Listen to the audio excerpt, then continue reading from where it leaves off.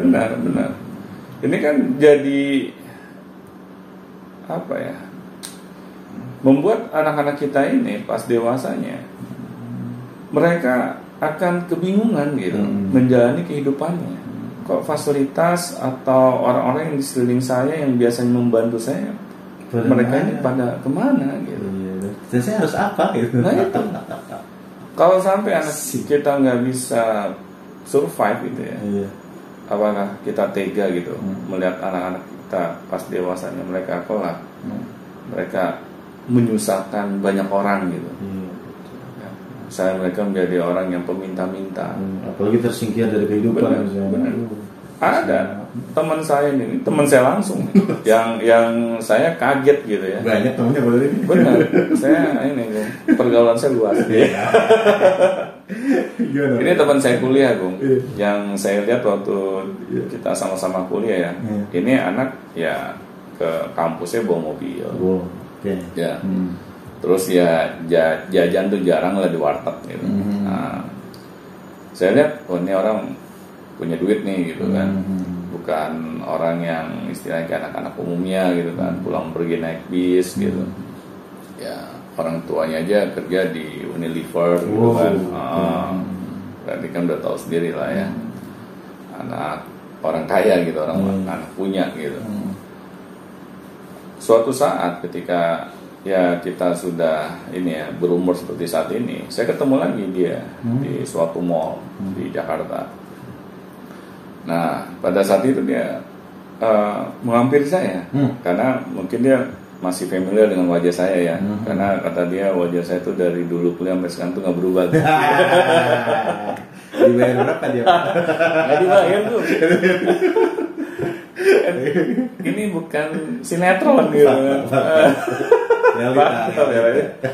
Nah makanya waktu pas dia menghampiri saya, dia langsung nyebut nama saya.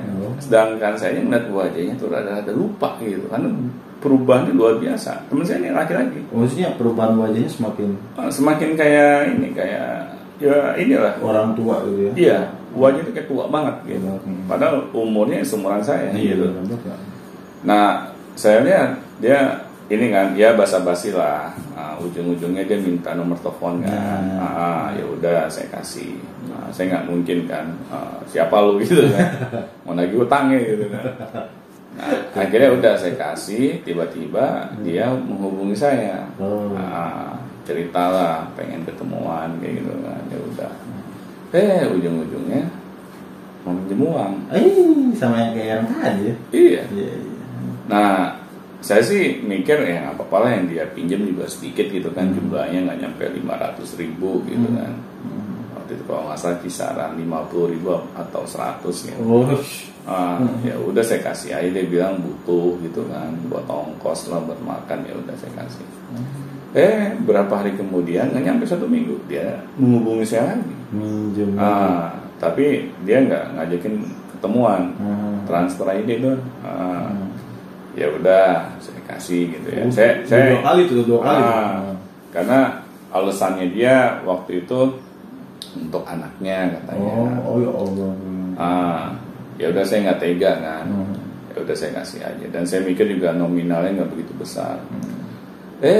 Berapa hari kemudian menghubungi saya lagi. Istiqomah nih orang gitu. Yang berjalan nih. Ya karena saya ngeliat nominalnya nggak begitu besar, saya pikir nggak terasa ya. 3 kali. Yang keempat kalinya saya tanya, kamu nggak kerja? Nah itu kenapa dari ya saya nggak enak lah. Masa saya di awal kamu nggak kerja gitu, padahal minimumnya cuma 50.000 gitu kan. Itu menyinggung perasaan banget. Yang keempat kali saya tanya, kamu nggak kerja? Iya nih tuan, gue kemarin baru dilepas nih sama perusahaan gua gitu kan. Perusahaan di tempat dimana dia bekerja. Iya betul. Oh gitu. Udah berapa lama? Ya mungkin hitungan setahun atau 6 bulan gitu, saya lupa. Jadi nganggur ya. Dia pengangguran. Oh gitu. Nggak coba cari kerja lagi. Iya nih gue udah ngelamar kemana-mana cuman nggak terima gitu. Ya udah, tapi gini, kalau kerja nggak usah milih-milih pekerjaannya apa. Yang penting bekerja aja dulu untuk di awal. Hitung aja kita dalam keadaan survive ya? Survival mode. Survival mode ya. Kita tekan dulu gitu. Iya betul. Jadi kita nggak usah malu lah dengan pekerjaan yang kita jalani di awal gitu kan. Pokoknya apa saja sikat. Yang penting kita jangan sampai menyusahkan orang lain gitu. Oh iya don, gue akan coba nih segera cari kerjaan. Ketemuan lagi yang berikutnya, dia minta lagi. Ya. Ini udah yang ke-5 kali ya. Dulunya mungkin dia itu tukang minta juga orang tuanya Pak. Iya, tapi dulu waktu kuliah enggak. Gitu. Waktu kuliah dia nggak pernah minta ke teman-temannya. Iya, tapi ke orang tuanya. Benar. Orang tuanya masih kaya gitu, masih ada lah gitu. Malah kadang waktu dia kuliah, dia kayak bosi lah, gitu. Jajanin teman-temannya gitu kan. Ya kita sebagai teman-temannya senang aja. Ya. Nah waktu pas kita udah seumuran kayak begini, dia ini kok nggak punya semangat gitu ya untuk bekerja gitu. Saya bilang, sampai saya tanya, lo kenapa sih kok bisa ini pisah sama istri lo gitu kan? Nah, dia kan ternyata waktu itu butuh uang untuk anaknya gitu ya, untuk jajanin anaknya karena dia malu sama istrinya. Ternyata anak ini udah bercerai sama istrinya gitu kan. Nah, akhirnya saya bilang, kan seharusnya dengan keadaan lo harus menanggung anak gitu ya, lo kenapa nggak buru-buru cari kerjaan gitu?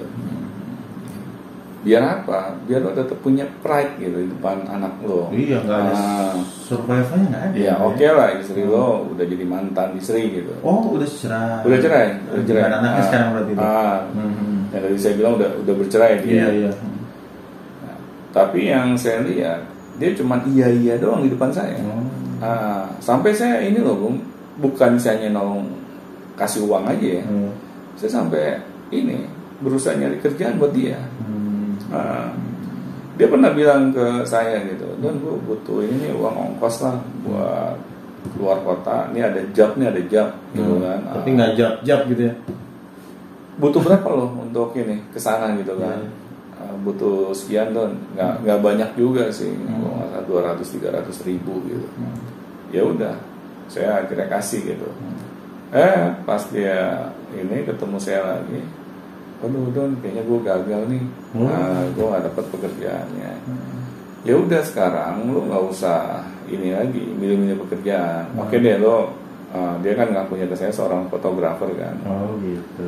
Ya udah sekarang bekerja yang bukan sebagai fotografer nggak masalah. Yang penting lo bisa menghasilkan dulu minimal buat makan diri lo sendiri deh. Agar lo nggak merusak harga diri lo sendiri di depan, apalagi depan teman-teman lo.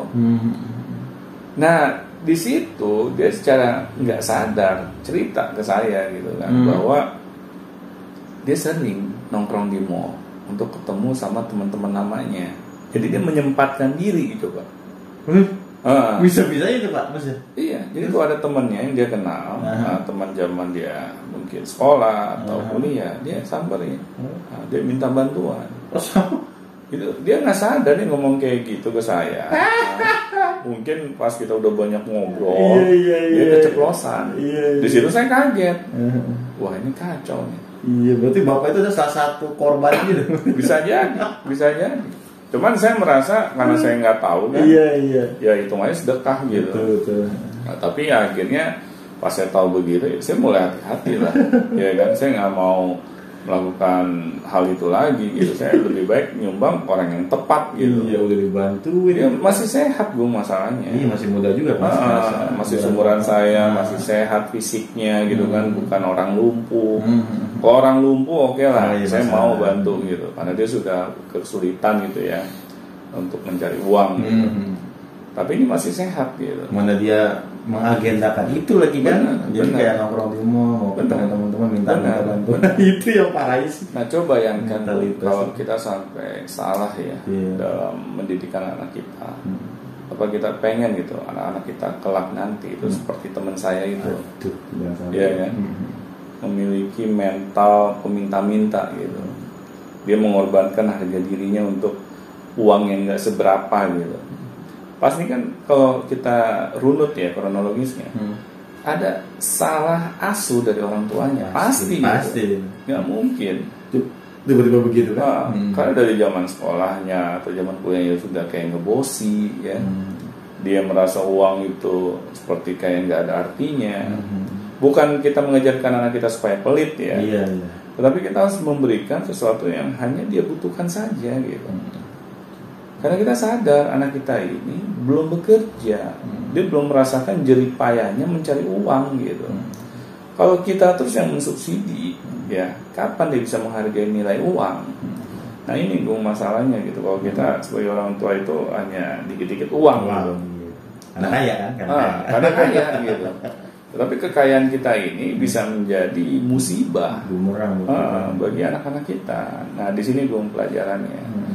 Agar ketika kita nih sama Tuhan diberikan kelebihan ya, terutama kelebihan harta, kita jangan lupa diri gitu.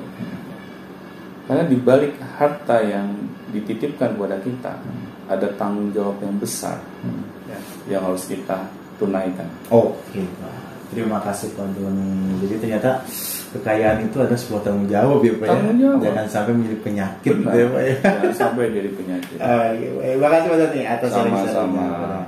Dan jangan lupa kalau misalnya ada yang mau ditanyakan, langsung tanyakan saja ke link deskripsi di bawah ini dan langsung saja, jangan ragu-ragu ya. Dan tonton kami terus dan sampai jumpa di video selanjutnya. Sampai jumpa.